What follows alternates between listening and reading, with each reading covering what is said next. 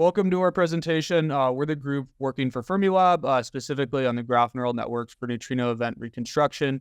I'm Bayard, and the other members are Setu and Jihee. So the first thing that we'd like to focus on is what is a neutrino? This is a class of fundamental particles in physics. They're very difficult to detect because they're almost massless. Furthermore, they're also weakly interacting, which means that they could pass through entire planets and be unaffected. However, they're incredibly embedded in the universe, meaning that they're a prime focus for active research. So why do we care? A better understanding of neutrinos is valuable in many fields, ranging from particle physics, astrophysics, nuclear engineering, and geoscience. There's essentially limitless applications to this research project. And then why are we using data science? We're not physics researchers. The main reason is because Fermi scientists have built a chamber to pick up electrical signals when particles pass through it. So this idea is basically simulating whether particles are neutrinos and whether they pass through. So essentially trying to map their paths in this Fermi simulation. And then into the data and methods, what data is available, how we used it, and then how we worked on this analysis. So here we have, this is a graph representing the Fermi simulation. And the first thing to note is that neutrino interacts with liquid argon and produces charged particles. Next, the charged particles ionize the argon atoms, releasing the electrons.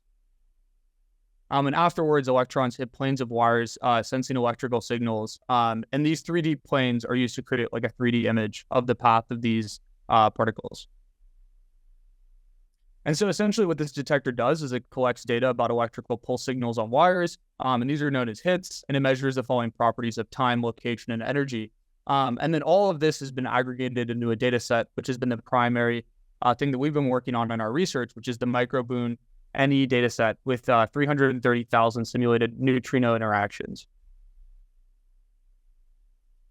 We use a supervised deep model to analyze the hit data with surrounding noise.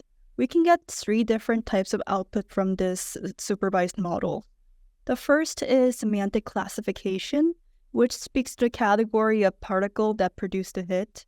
The second is the binary classification on whether the hit was produced by a neutrino or not. The final outcome is the coordinate of the hit. As we explained previously, the microboon dataset is a very large and complex data. And in addition, since the detector wires rarely observe the neutrino interactions, the data is really sparse. Such properties lead to us using a specific algorithm called graph neural networks, as opposed to traditional computer vision models. The GNN models works in the following way. It first gets hits from each of the 3 detector planes and encodes them as nodes in 3 separate undirected, fully connected graphs. During training, the message passing iterations happen both within and between the 3 graphs to learn the node and edge features. Finally, we are able to use these features for downstream decoding tasks. The last step in the model is decoding, which takes the features learned during training and converts them to interpretable outputs. Our clinic group focused on the decoder part of the GNN this quarter. From existing work, there are 3 different decoders. The semantic decoder classifies the hits into 5 categories with 95% recall and precision. The filter decoder separates neutrino-induced hits from noise-induced hits with 98% recall and precision. The vertex decoder infers neutrino interaction coordinates in 3D with the LSTM aggregator. This quarter, we have been working on optimizing this vertex decoder. Take a look at the visualization on the right. The yellow circle X2 represents the data point in GNN, and the green circles represent its neighbors. The data point X2 receives informational messages from its neighbors and itself, and each aggregator has a specific formula for putting together all the messages. Mean aggregator, for example, just takes a mean of all the messages. Then the decoder makes the final prediction with the aggregated messages. So the decoder performance is highly dependent on the type of aggregator. However, different aggregators have different performance and memory limits. Fermi previously used LSTM, but they were concerned that LSTM consumes a lot of memory, so they were interested in finding a different aggregator that performs as well as or better than LSTM and consume less memory. Now I'll take you all through the results, the hypothesis, the experiments, and the results of our that we've conducted this quarter. So as Jihee said, our primary goal was to optimize the message passing aggregation framework. Our hypothesis was that there exists a trade-off between how complex the aggregation method is and how complex the prediction pipeline ahead of the aggregation method is. And we sort of wanted to tweak one with the other and see how performance varies. Our baseline was an LSTM-based aggregation model with a 3-layered multi-layer perceptron for prediction. These are this is a list of the experiments that we conducted over the quarter. We tried a 32-feature LSTM aggregation with 2-layer multi-layer perceptron with 64 features. Then we tried a mean aggregation with 2-layer multi-layer perceptron with 64 features, a 32-feature LSTM aggregation with 3-layer multi-layer perceptron with each layer having 64 features. Then a mean aggregation with a 3-layer multi-layer perceptron with 64 features for each layer. And we also added a set transformer aggregation method and an intentional aggregation method with 2-layer multi-layer perceptron with 64 features on the layer.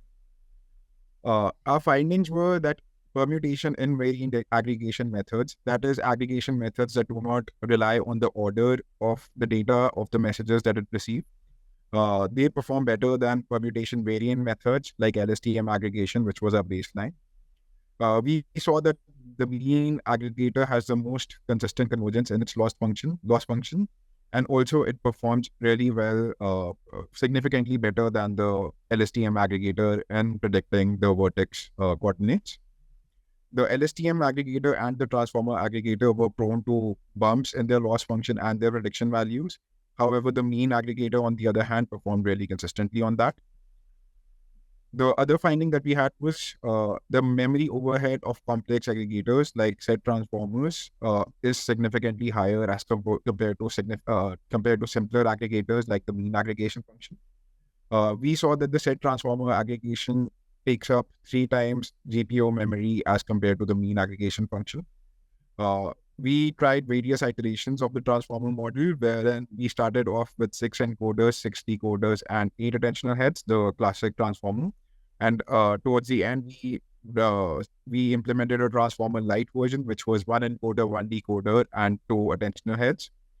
Then we also switched to just the attentional aggregator, and the attentional aggregator performed significantly better than the transformer aggregator. It consumed significantly less GPU overhead and was able to produce better results than the transformer aggregation. And it was also not prone to bumps as were experienced by the transformer aggregation. The deliverables that we had for the quarter were we created a script for Slurm auto enqueuing. So it enabled us to keep our jobs running even after we ran out of time on Slurm. Secondly, we made a few modifications to the Fermi code base for a vertex decoder and its related functions. We added code to enable set transformer and attentional aggregation.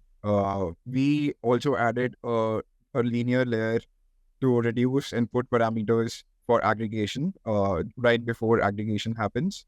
The models that we created using attentional aggregation, using transformer aggregation and mean aggregation, they perform significantly better than the baseline model that used LSTM aggregation. The results are more accurate and the convergence is more consistent. Moreover, we also provided them with a set of benchmarks of different models, which include model performance, vertex resolution, and also memory overhead for different models. Now, why does what all we did this quarter matter? We tried to optimize the vertex decoder subprocess. We believe that optimizing this subprocess would have a significant impact on the performance of the overall GNN structure that Fermi relies on to predict neutrino interactions, their types and coordinates. our work would allow a higher resolution meaning of neutrino event detection with less overhead. We believe that such advances in Fermilab's work would complement the hardware investments in billions of dollars that is being made in neutrino detection and work related to neutrino research. Our work this quarter could potentially help Fermilab achieve better results in their future neutrino experiments and probably help them make more discoveries, better discoveries in this area. We would like to thank our mentors, Dr. Giuseppe Serrati, Dr. Chong Liu, who is our internal mentor, Dr. V, who helped us who was our technical mentor, and Iran, who was our TA for the quarter. Thank you.